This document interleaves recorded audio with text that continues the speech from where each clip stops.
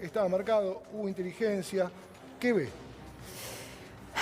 En realidad, yo con estos casos así siempre veo la misma contaminación en cuanto a las recolecciones de las pruebas, en cuanto a los hallazgos, en cuanto a la pericia de huellas dactilares, en cuanto a las famosas pruebas de parafina. Hay una contaminación por parte de las fuerzas investigativas que es impresionante, al margen del hecho delictivo en sí que ya se ha suscitado. Yo veo que esto ha sucedido, bueno, en el ámbito de la provincia, en donde es todavía aún más decidioso el carácter investigativo y donde, más aún cuando tiene resonancia pública, lo que tratan de hacer es que incluso lo hacen fácticamente, de detener a cualquiera, sin el plexo probal que esto conlleva, sin las pruebas, sin prueba de parafina, sin hallazgo de armas. Lo que me pasa a mí desde mi ámbito defensista, ¿no? Cuando llego a alguna causa a defender a alguien, es muy común que te digan, la brigada me hizo que agarrara el arma, porque me dijeron, acá a alguien yo me tengo que llevar. O sea, esto es muy común. O sea, que no se diga no quiere decir que no sea coloquial para que los que en la calle andamos y hacemos derecho penal. Y que sea un empresario, ¿no?, de un escalafón social sin estar haciendo diferencias con nada, ni de revictimizar, esta no es mi situación, no es mi posición, digo, pero toma aún más resonancia que si esto hubiera pasado en la casa de un comerciante, un mayorista de golosinas o lo que sea, no sucede. Esto es una realidad que nadie dice y que es así.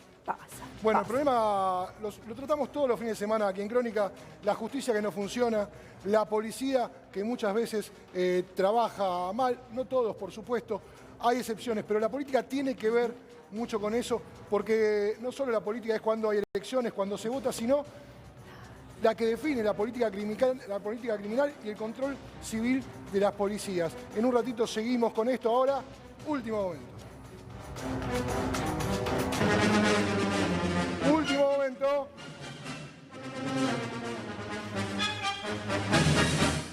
Tucumanazo. Ya se habla de goleada. El candidato de Milei, 2 puntos. Javi Borelli amplía, vamos. Hola, Gus. ¿Cómo están ahí? Bueno, como bien dicen, hay los primeros resultados de Tucumán ya con un 12% escrutada de las mesas y el dato es muy benevolente para el oficialismo porque Jaldo obtendría hasta el momento el 67% de los votos, es decir, 2 de cada 3 personas que fueron a votar eligieron al oficialismo en Tucumán. 26% por ahora Roberto Sánchez por Juntos por el Cambio y, como bien anticipaba la placa, 2,49% Ricardo Bussi, claro, el hijo del represor. Es un Bussi. Sí, apoyado por Javier Milei, hizo campaña en la provincia incluso por él, Javier Milei. Bueno, 2,4%, muy por debajo de las expectativas. Muy bien, Javi. Ahora los primeros resultados. Repetí cuántas mesas escrutadas, por favor. Mirá, al momento hay 12,61% de las mesas escrutadas, son 491 mesas sobre 3.893. Lo que se puede decir también es que el voto en blanco fue muy bajo, apenas el 1,8%. Casi no hubo nulos, 1% de los nulos. La gente votó positivamente y en su gran mayoría, como decíamos, 2 de cada 3 votos fueron para el oficialismo. Bueno, ahí Javi, entonces con datos oficiales, dentro de lo esperado, ¿no? En la provincia de Tucumán, recordemos que hace un mes tendrían que haberse llevado a cabo las elecciones. La Corte Suprema aquí metió la mano a través de pedidos para correr a Juan Mansur. Sin embargo, él se apartó, acató el fallo de la Corte Suprema, que en realidad no resolvía de fondo, pero sí imposibilitaba a Juan Mansur para presentarse. Pero decíamos, 2 de cada 3 de los que votaron eligieron ratificar. Agus, de alguna manera, lo que veníamos hablando en elecciones anteriores, ¿no? El bolsillo termina resolviendo, ratificando esto. La pregunta es, ¿se puede nacionalizar estos resultados o bueno, no? tenemos invitados para Dale. hablar de esto. Diego Giuliano, ministro de Transporte, gracias por venir, gracias por esperar. Primera lectura de los resultados que van apareciendo. Un gusto acompañarlo. Gracias. Primero, Agustín. Bueno, como vemos, cada domingo tenemos resultados de las provincias y con esto vamos haciendo un cronograma, pero también un análisis de cómo el gobierno y sus aliados también va teniendo una importante elección que, más allá de lo que dicen algunas encuestas, los resultados son estos. Claro. Lo que vamos viendo en cada uno de los domingos, el resultado de Tucumán es realmente impactante, lo estamos siguiendo y además, bueno, hoy vemos otras provincias también, pero todo lo que ha sido la secuencia de las elecciones provinciales, que las seguimos muy de cerca, tienen resultados que son importantes para el peronismo. Ahora, ministro, los gobernadores, estos que están ganando, que ganan domingo tras domingo, dicen lista de unidad, no queremos paso. Sergio Massa ayer dijo, yo tampoco quiero paso, pero si quieren yo voy a competir. ¿Va a competir Sergio Massa o va a competir el Frente Renovador? Ayer tuvimos el Congreso del Frente Renovador, como usted dice, y la verdad que lo que marcamos ayer no es una cuestión de nombres propios, no es si Massa sí o si Massa no, es una estrategia, un criterio, que cuando uno tiene la responsabilidad de gobernar, sobre todo cuando, además, en el caso de Sergio Massa, administra la economía argentina, en un momento complejo, haciéndose cargo de una de las materias más dificultosas que tiene el país, cuando él era el presidente de la Cámara de Diputados. Bueno, por supuesto que eso tenemos que contemplarlo, y el criterio que se planteó ayer fue la unidad. Criterio que, como usted bien lo plantea, días antes había sido definido por más de 14 gobernadores peronistas de la Argentina. Es decir, la estrategia de la unidad es bastante común en el peronismo cuando le toca gobernar. ¿Por qué? Porque nosotros tenemos 6 meses más de gobierno. Y en esos 6 meses hay que cumplir metas, hay que cumplir objetivos, hay que resolver todos los días los problemas de los argentinos y de las argentinas.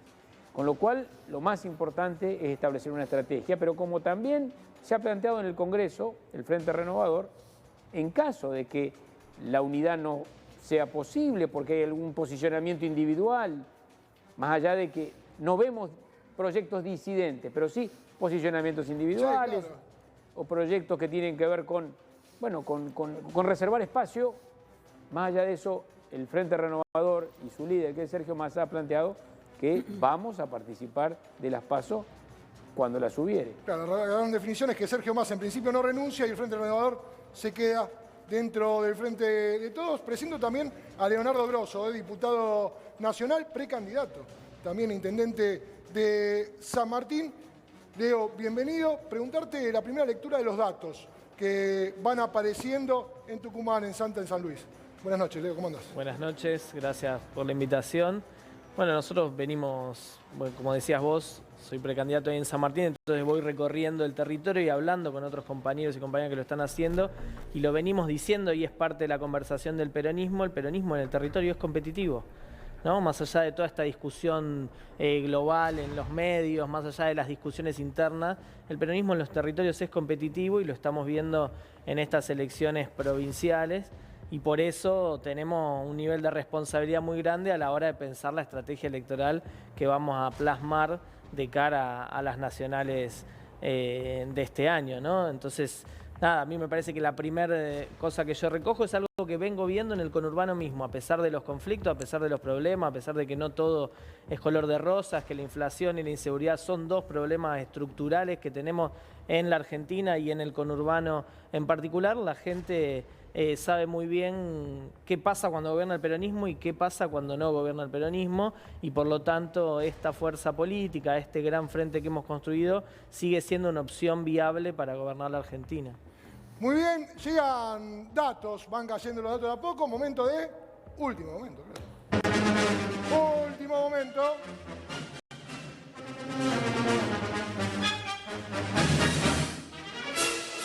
Elecciones en San Luis.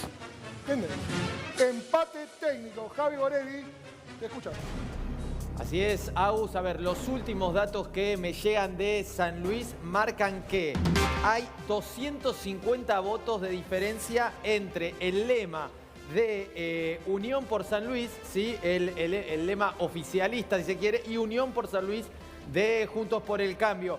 10.000 votos uno, 9.000 votos, 9.789 votos el otro, con un 9,41% de las mesas escrutadas. Es poco, pero un 10% suele ser una tendencia, y cuando hablamos de 10% y hablamos que entre ellos no hay más que 300 votos de diferencia, nos hace pensar que esto va a ser final de fotografía y que en San Luis hasta último momento no sabremos bien claro quién ganó, porque además se da un fenómeno que era posible. Poggi, ¿sí?, que es el candidato hoy de la oposición, es el que más votos suma individualmente. Claro, Sin embargo, su lema completo está por debajo del de Jorge Fernández, que es el candidato del oficialismo. Pero bueno, habrá que ver, porque acá cada voto va a contar, Agus. Muy bien, ya volvemos con más resultados. Javi Borelli, con todos los datos que va dejando, la elección se va cargando de a poco, ¿no? Son elecciones complejas porque tanto en Tucumán como en San Luis, por ejemplo, hay, en Tucumán juegan la ley de acoples, en San Luis la ley de lemas hace muy difícil contar los votos. Ya está en Mendoza, Patricia Bullrich, una de las ganadoras de la jornada, por lo menos allí en Mendoza. Escuchamos un fragmento de lo que dice Buenas Patricia noches, Cecilia Zavala para el diario Sitio Andino. Una pregunta para el gobernador Rodolfo Suárez y otra para Alfredo Cornejo. Al gobernador, teniendo en cuenta este triunfo, si de alguna manera lo lleva a ir con otra postura a la convención de mañana del radicalismo. Y a Alfredo Cornejo, teniendo en cuenta la atracción que tuvo Luis Petri, ¿sí piensa incorporarlo a los equipos o piensan lograr alguna lista en común para las PASO nacionales? Quizás la posibilidad de que Petri encabece la lista de diputados nacionales. Bueno, el mensaje es claro de la ciudadanía. La ciudadanía quiere que estemos juntos, más allá de las diferencias que puedan existir, que se dirimen en unas primarias, como ocurrió aquí en Mendoza. Lo mismo tiene que ocurrir a nivel nacional, y esa creo que va a ser la postura que va a mantener la convención de la Unión Cívica Radical mañana, que hay que estar en Juntos por el Cambio, competir quienes tengan que competir y después trabajar todos juntos. Como bien decía Alfredo ante una pregunta que se realizó, todos constituimos y estamos en el mismo espacio porque existió siempre la posibilidad de hacerlos. Muy bien, ahí está Rodi Suárez, el gobernador de Mendoza. Ya vamos a escuchar cuando conteste Patricia Bullrich y hable un poco de lo que tiene que ver con el escenario nacional. Sí, desde este búnker lo que están dando es cerrada la elección, que Poggi es el gobernador. Fíjate que la pregunta era direccionada, bueno, con este triunfo ya garantizado, si bien es importante la diferencia, es poco lo escrutado. Insisto, aquí ya lo están dando como el ganador y incluso desde Juntos por el Cambio dicen, bueno, es una tendencia que es irreversible. Insisto, los primeros datos oficiales allí en San Luis, en esta disputa que se está dando en este super domingo de elecciones. Estamos con el diputado Leo Grosso. Leo recién decía y hablaba de dos temas, ¿no? Inseguridad y el tema de inflación económico, los alimentos. Pese a eso, en las provincias se imponen los oficialismos. San Luis, incluso en una elección que las encuestas se veía complicada para el oficialismo puntano, se lo ve competitivo. Digo, ¿qué pasa ahí en el medio, Leo, entre el bolsillo de la gente y los resultados electorales? No, primero que sigue viva la memoria de lo que fue el desastre del gobierno macrista, digamos, y lo que implicaba que tu bolsillo o tu trabajo esté en peligro por decisiones de gobierno. Y no por la falta de profundización de algunas políticas, que es lo que necesitamos nosotros. Hay una comprensión también del impacto que tiene el enorme endeudamiento en el que está sometida la Argentina a partir del gobierno de Macri y las restricciones que el Fondo Monetario impone a nuestro país. Hay una comprensión en general de la profundidad de la crisis y de los avatares que ha tenido que atravesar nuestro gobierno, y hay una expectativa en salir adelante, y salir adelante con las propuestas que trae, por un lado, el ala más fascista de la derecha, Milei, para decirlo más claramente, o las propuestas de volver a poner arriba de la escena nuevamente políticas neoliberales como plantea el macrismo o Patricia Bullrich, que sería una especie de macrismo recargado. hace que nuestro pueblo siga pensando en que el trabajo, la producción, la defensa de la industria nacional, la defensa de la integración latinoamericana, la estrategia de poder pensar que los trabajadores con un salario digno pueden ser el motor del aparato productivo y del desarrollo nacional, la defensa también de la educación pública y la salud pública, porque se vuelven a poner en cuestión a partir de estos, de este esquema más libertario, entre comillas, digamos, me parece que hacen que el peronismo siga siendo competitivo y que hay una conciencia en nuestro pueblo de que el camino es por estas propuestas, ¿no? A mí me parece que eso es lo central y nosotros vamos a defender esas banderas y esta elección es una discusión muy importante para la Argentina porque venimos saldando algunas cuestiones estructurales, porque tenemos condiciones objetivas para salir adelante y para pegar ese salto en lo productivo, en lo laboral, en lo económico y salir de esta trampa que tiene que ver con el Fondo Monetario Internacional. Y eso es lo que va a definir, digamos, y si no gana el peronismo y volvemos a someter a la Argentina a políticas neoliberales, vamos a volver a estar en problemas y nos vamos a perder esta gran oportunidad que tenemos. La otra cuestión es la seguridad. En un rato nos metemos con eso porque Leo camina el conurbano, por supuesto, y Diego Giuliano es hombre del Frente Renovador, una fuerza que hizo mucho en política con el tema seguridad, tanto en campaña como en gestión. Ya nos metemos con eso, pero antes nos vamos a San Luis con Jorge Castro. Hay novedades en la provincia puntana. Jorge, adelante, buenas noches. Buenas noches, bueno, seguimos en el búnker de Jorge Gato Fernández. Te digo que lo estábamos durmiendo. Un clima que estaba totalmente apagado, algunos ya se estaban retirando de acá del búnker y de pronto empate técnico. Tremendo. La verdad que muchos salimos a pedir el delivery porque esto iba para Yato y va para Yato. Pero empezó la música, empezó a llegar, se están volviendo a llegar al búnker del Gato Fernández, así que cambió el clima. No sé si ustedes pueden escuchar, vamos a mostrar un poco.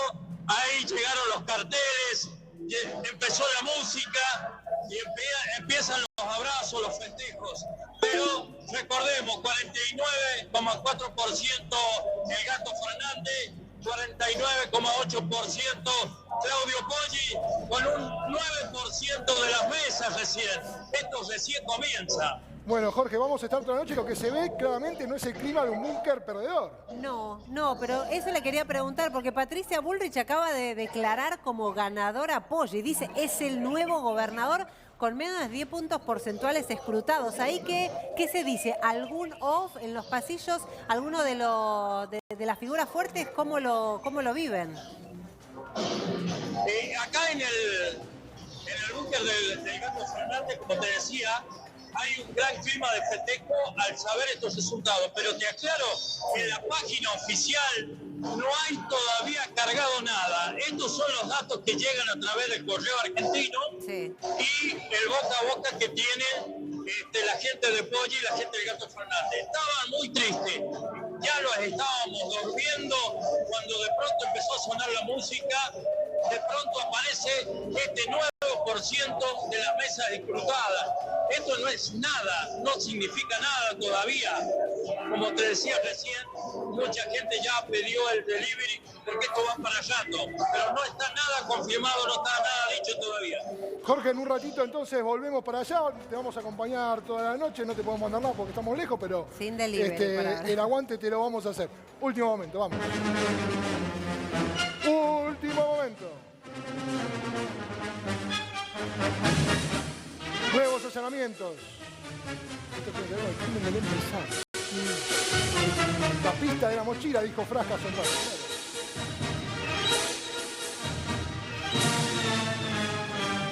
Emanuel Rato Eira continúa en el lugar. Emma, adelante. Sí, continuamos acá, Agustín. Antes te iba a contar que cuando llegó la policía encontraron un precinto sin usar en la entrada, luego otro en el jardín también sin usar, pero dentro del domicilio encontraron 2 precintos usados. Llama mucho la atención, Agustín, la hazaña con la que se manejaron estos delincuentes, no solamente por los disparos, el que ejecutó a Gabriel un disparo en la cabeza, sino también las puñaladas que le dieron a Silvana, que ahora se debate entre la vida y la muerte. Uno en el ojo que directamente se lo arranca, llama la atención y dejan un poco entrever si es solamente un robo, un ajuste de cuentas, qué es esto, ¿no? Y después también la madre de Silvana, de 83 años, que se salvó porque estaba durmiendo en su habitación, nunca escuchó ningún ruido, por eso no se levantó y pudo así salvar su vida. También, como te marcaba antes, tienen seguridad ahora las 24 horas del día custodiando el domicilio. Un barrio que no puede creer lo que sucede. Los vecinos, cuando estuvimos estos últimos días acá, todos se acercaban, no dan crédito a lo que ocurrió acá. La casa siempre fue así, nunca tuvo rejas, tampoco tiene cámaras, no tiene sistema de alarma. Cuando todo el barrio sí vive casi enrejado. Después acá enfrente hay un grupo importante, un grupo constructor que sí tiene cámaras. Vemos que tiene una cámara mirando para el lado de Ituzaingó y otro justo para acá enfrente. No sé si esta cámara que está acá justo enfrente toma lo que es la casa de este matrimonio de empresarios. Yo creo que sí que toma, ¿eh? Yo creo que sí que esta cámara toma todo lo que es el frente de la casa. Hola muchacho, ¿cómo le va? ¿Se enteró lo que pasó acá enfrente? Sí. ¿Qué te parece? La verdad que es una injusticia bárbara. Pues encima estamos muy cerca de la comisaría, loco. Sí. Mal. Estamos a unas 10 cuadras de la comisaría, ¿no? Más o menos. ¿Sos del barrio? No, laburo acá. Gracias. Nos vemos, campeón. Bien. Otra cosa, Agustín, es que lo que te marcaba antes, que esta familia es muy querida en el barrio, siempre fueron muy de ayudar mucho a la gente cuando se quedan sin empleo y demás. Pero mirá, si seguimos para este lado, que hay un edificio, vemos cómo también está todo enrejado. Mirá, lo que es la entrada, acá es imposible acceder con estas rejas. Mirá lo que son, desde el piso hasta el techo. Acá al lado seguís, lo mismo, rejas. Allá enfrente, igual. Todas las casas, mirá lo que es esta casa. Mirá, Guille. Todo enrejado. La única casa de la cuadra que no tiene rejas es justo esta casa. ¿Le hicieron inteligencia? ¿No le hicieron inteligencia? Para mí hay algo más que un robo.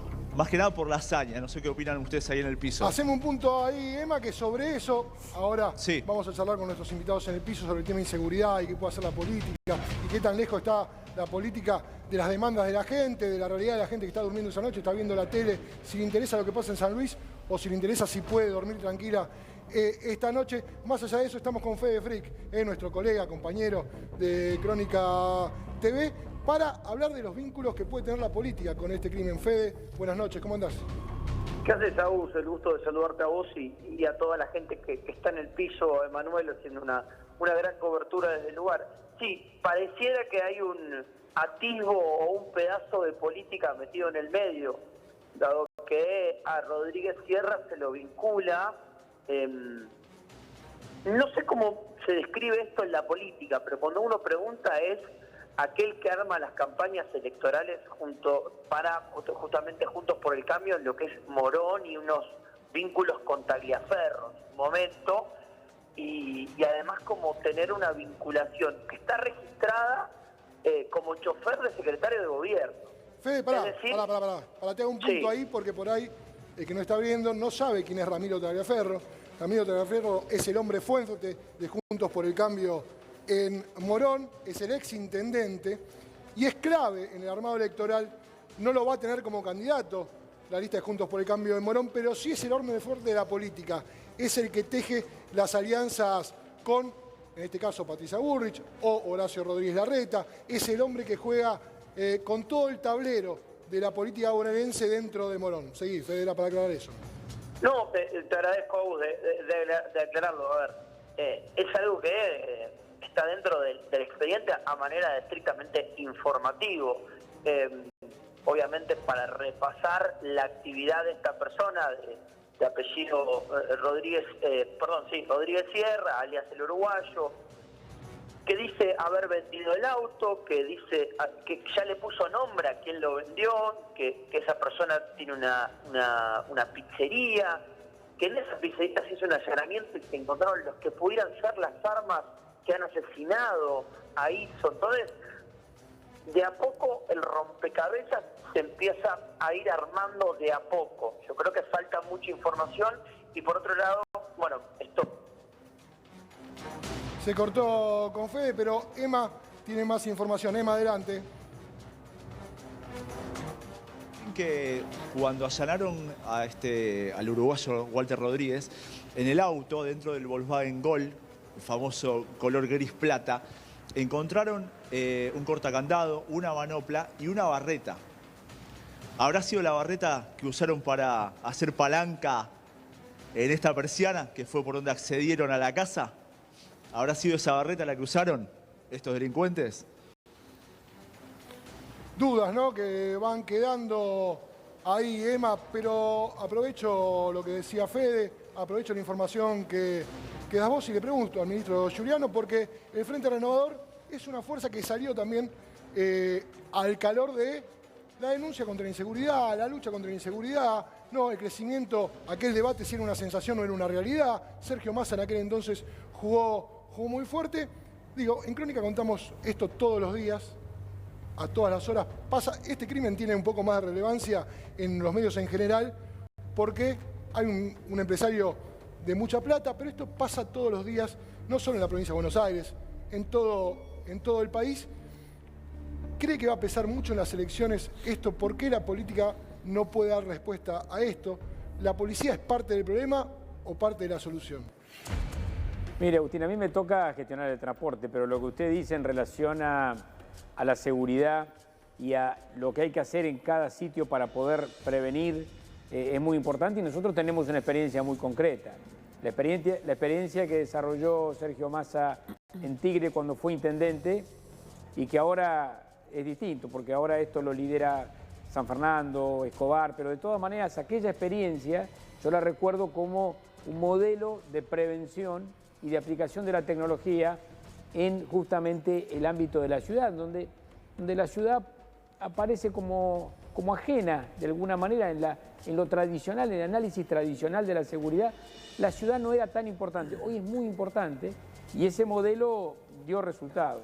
Pero más allá de lo que pueda hacer cada área, ¿no? El tema de paradas seguras, por ejemplo, que evidentemente sirve los senderos seguros para los pibes cuando van al colegio, digo, todo eso que es política pública que aporta a poquito, digo, hay un problema que la Argentina no puede resolver. Sin duda que hay que trabajar desde todos los ámbitos para la seguridad.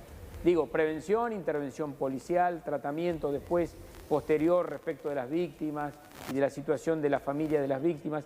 Todo eso es una secuencia. Ahora, nosotros en transporte, ¿qué estamos haciendo? Estamos generando más de 2.870 paradas seguras en todo el sistema, en este caso del AMBA, e incluso estamos avanzando en ciudades, metrópolis, en las provincias argentinas. ¿Por qué?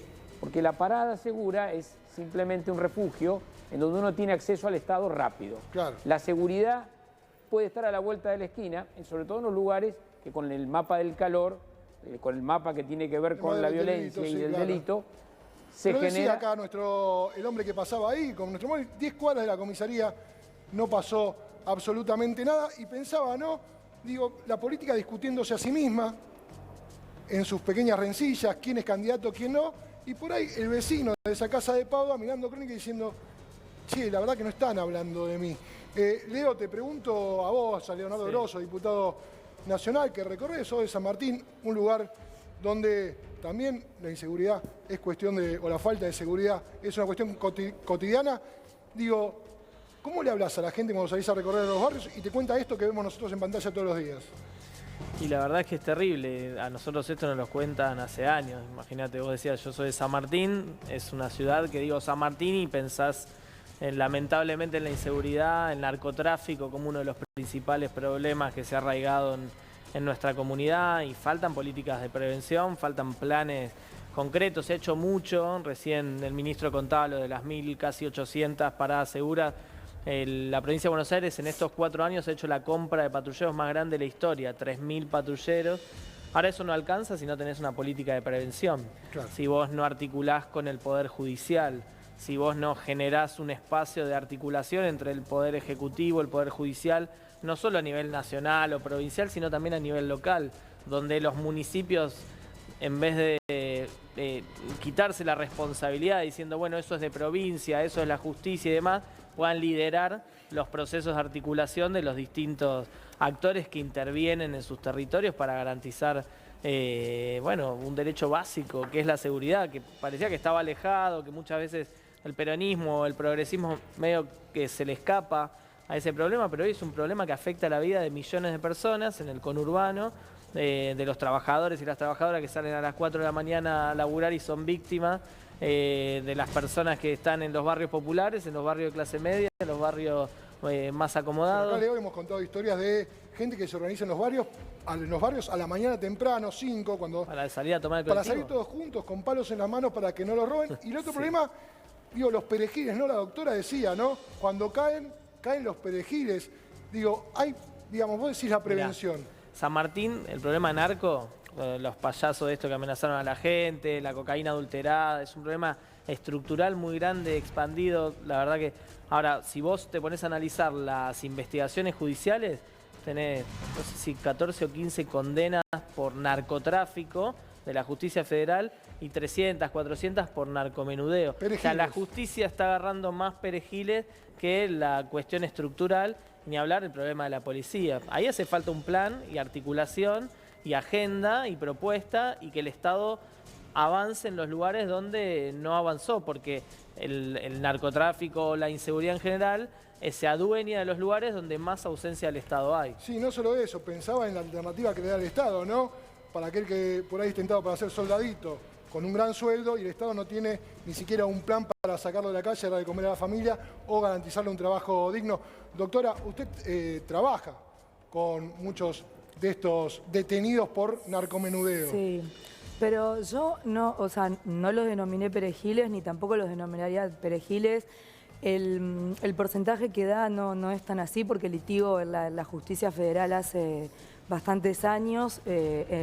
San Martín tiene sus propios juzgados y tribunales federales, y es como un cúmulo, es como yo siempre lo explico, es como un ovillo de lana. Quieren y desean que... Aclaro que soy totalmente apolítica, no tengo no soy política partidaria para nada, ni nunca lo fui, pero tanto la política como las fuerzas de seguridad se sustentan del narcotráfico. Claro, Hay campañas políticas que están totalmente sustentadas de lo que yo digo, mis chicos. Y no, yo no los denominé perejiles, sino que algunos son a menudeos, otros en gran escala narcotráfico, pero en realidad es un gran ovillo de lana. Haciendo un paralelismo con esto que sucede del empresario, que las vainas eran de una 380, que al otro lo aprendieron con cajas de otras vainas servidas y demás. Eso se empieza a contaminar de una manera tal. A propósito, por supuesto. No, porque a veces yace porque las fuerzas de seguridad tienen una falta de preparación total, una carencia de recursos intelectuales que es abismal. Uno cuando ve las actas de secuestro, hasta con falta de ortografía, se sorprende. Y digo, con respecto a lo que dice el señor, la justicia federal no tiene tan escasa cantidad de condenas por ley 23737, pero sí es una realidad. O sea, la política se sustenta de lo que es el tráfico en todas sus escalas, en la droga. Ahora, después a la hora de hacer campaña, o por ejemplo, esto también que están haciendo acá con los patrulleros, y que compramos patrulleros y que llevamos un montón de... Es un circo, porque quisiera ver cuántos de ellos, de los allanamientos que a mí me ha tocado participar, ya desde el lado defensista, siempre aclaro, ¿no? Porque esta gente que está prendida acá va a ser juzgada por un juez, acusada por un ministerio público fiscal. Quisiera ver cuántos son los que están trabajando, quisieran ver qué nivel de preparación tienen, o después por qué nosotros como abogados defensores nos sentamos al lado de un imputado y planteamos nulidades. Porque la prueba está colerizada totalmente, está totalmente sucia, manchada. Es decir, entonces, ahora se van a empezar a suscitar a subyacer un montón de allanamientos. ¿Por qué? Porque a la fiscal o al fiscal dice, bueno, a ver qué me traen. La fuerza de seguridad es la que se encarga de la colecta de esa prueba, ¿bien? Entonces, le traen eso y dice, con esto no me alcanza, allano todo. Allano el vecino de arriba, el de al lado, el del costado. Y ahí es donde empieza a caer gente que no es que sea perejil, es gente que no tiene que estar detenida. Doctora, le pido que me espere un segundo. Fede Frick tiene un último dato para aportar. Fede, te escucho. No, aportar un poco a lo que recién estaban hablando, que es muy interesante. Primero, resaltar el gran trabajo del fiscal Oviedo y de la fiscal Monti en el caso. Y recién había uno de los invitados que daba un número preciso de las cámaras. Y para aportarlo una información que puede ser política, pero también es policial, se revisó mucha cámara de diferentes municipios. Esto es sin color político. O sea, se fue de un municipio a otro, que eso a veces es muy complicado para las investigaciones. Y gracias a eso se pudo ver el camino del gol en cuestión, la cámara que están viendo ustedes en el medio, claro, que es de Padua. Pues la mayoría de cámaras que se pusieron para los fiscales, para que puedan trabajar, son de Ituzaingó. Y los delincuentes son encontrados por lo menos el principal aprendido, el principal sospechoso, es encontrado en Castelar. Entonces, como que hay un trabajo de las cámaras que sirven, y hay un trabajo muy interesante quizás sirve para lo que recién decía la doctora, de revisar las cámaras y decir, bueno, tenemos una pizzería donde allanamos y vemos un movimiento raro. Bueno, en esa pizzería encontramos un arma que todo indicaría que es el arma que asesinó, porque es un calibre 380 y está vinculado con la pericia que tiene en el cuerpo. Creo que lo adelantaba un poco Frascarelli en la anterior salida. Los relojes Cartier encontrados en la pizzería, la persona que en teoría es dueña de la pizzería, que tiene un vínculo con el uruguayo, que no aparece. Bueno, hay un relevamiento de cámaras muy interesante que se hizo para ver en qué días estuvo el movimiento de la pizzería y qué no, y cuántos no.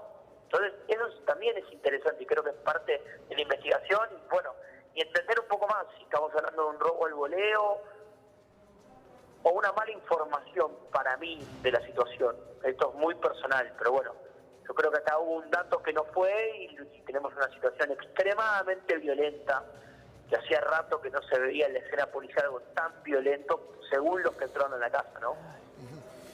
Fede, gracias. A vos. Un abrazo, buenas noches. Ministro, cuando escucha esto que plantea nuestro cronista, lo que plantea la abogada, también lo que plantea Leo Grosso respecto de las falencias que tiene el Estado a la hora de solucionar la vida cotidiana de todos nosotros, ¿no? Porque puede ser un empresario, puede ser cualquiera de nuestros hijos cuando va al colegio. Hay una sensación de Estado ausente, ¿no? En ese marco de Estado ausente, ¿les sorprende que haya candidatos que digan que se necesita aún menos Estado que el que hay? Porque lo que no hay ahí, digamos, ¿por qué están todas las casas llenas de rejas? Porque no hay un Estado que te proteja. Lo decía Leo, no hay prevención. Ante esa falta de Estado hay un discurso que va ganando, por lo menos en lo público, después no se contrasta en los votos, pero en la arena pública sí, de que ya hace falta menos Estado. ¿Por qué? Bueno, precisamente nosotros decimos lo contrario. Decimos un Estado eficaz, eficiente, pero que llegue. Cuando hablábamos de paradas seguras recién, esto de que el Estado esté a la vuelta de tu casa para que vos puedas acceder a la prevención o a la rápida intervención de la policía, esto es una manera de que el Estado esté cerca. Pero yo comparto esto. Estamos en una democracia que tiene 40 años. Y la verdad que lo que ha sucedido como positivo en esta última oportunidad es justamente de que hay sectores que ya explicitan totalmente lo que van a hacer. Totalmente. Esto antes no pasaba. Antes había alguna simulación. Hoy hay una parte de la política, una propuesta política que dice que va a ser mucho más rápido lo que para mí hizo mal del 2015 al 2019, que es la ausencia del Estado. Más chiquito, más retraído. Y la verdad que eso también significó demoler el aparato productivo, o significaría también en adelante demoler el aparato productivo argentino.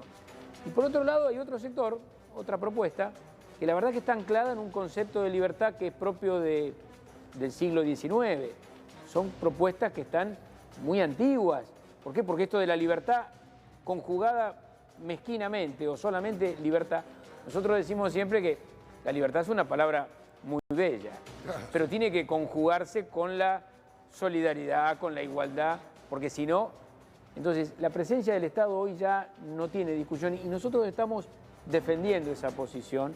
Un Estado que tiene que mejorar, sí, siempre, pero que también tiene que tener esta presencia para equilibrar y sobre todo para que la desigualdad no sea el concepto que se imponga entre todos.